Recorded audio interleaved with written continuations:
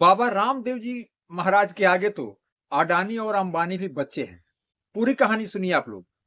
उत्तराखंड की सरकार के पास मसूरी में एक बहुत ही सुंदर पहाड़ी के ऊपर 142 एकड़ की जमीन थी। सरकार ने सोचा कि इस जमीन को किसी ऐसे कंपनी को लीज पर पैरालाइजिंग के लिए और बैंजी फैसिलिटी टाइप की जो है सुविधा यहाँ पे लाएगी, ताकि यहाँ का टूरिज्म जो है डेवलप होगा।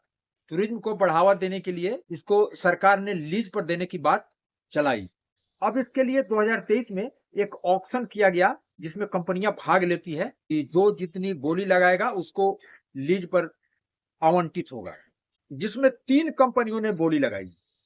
प्राकृतिक ऑर्गेनिक ने 51 लाख सालाना की बोली लगाई, तो वहीं हरुआ एग्री साइंस ने 65 लाख की बोली लगाई।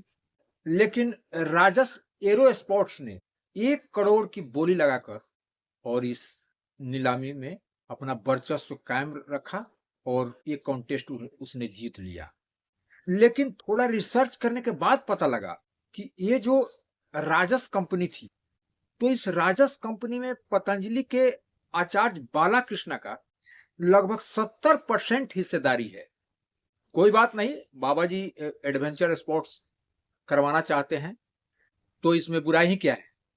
लेकिन ऑक्शन में बैठी 2 कंपनियों पे जब रिसर्च किया गया, तब जो बात खुलकर सामने आई, आप भी आश्चर्यचकित हो जाएंगे कि इस दोनों कंपनी में भी आचार्य बालाकृष्ण का 99% की हिस्सेदारी थी।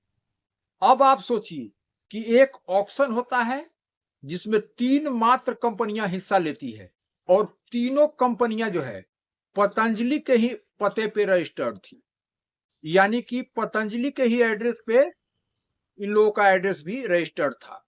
यानी कि ये तीनों कंपनियां का मालिक आचार्य बालाकृष्ण ही थे, यानी कि बाबा रामदेव के इशारे पे ही ये सारा काम हो रहा था सरकार से मिलकर।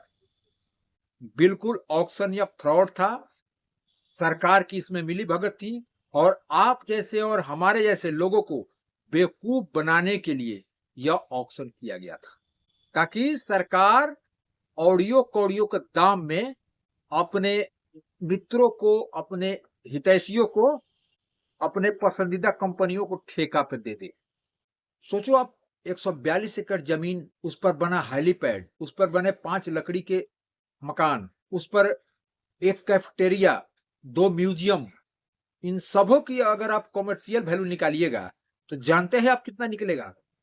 लगभग 30,000 करोड़। और सरकार ने इसको कितने पे किराए पे दे दिया? मात्र 1 साल के लिए 1 करोड़ रुपए में। तो ऐसे ऐसे खेल बहुत सारे देश में होते हैं जो कि मीडिया आपको नहीं दिखा पाती है, क्योंकि आप जानते हैं कि मीडिया जो है अभी पूरे देश में इन्हीं जैसे रसूखदारों का, इन्हीं जैसे उद्योगपतियों का मीडिया पे कब्जा है, और मीडिया में बड़े बड़े उद्योगपतियों का हिस्सेदारी भी है।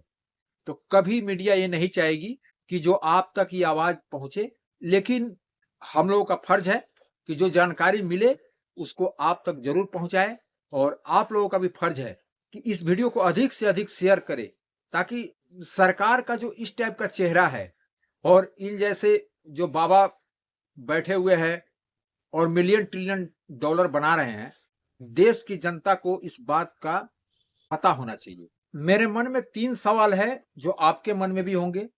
पहला सवाल कि आखिर ये 3 ही कंपनी ऑक्शन में भाग क्यों ली, और दूसरा कि अभी तक यह टेंडर कैंसिल क्यों नहीं हुआ, क्योंकि इस पर अभी तक एफआईआर हो जाना चाहिए था।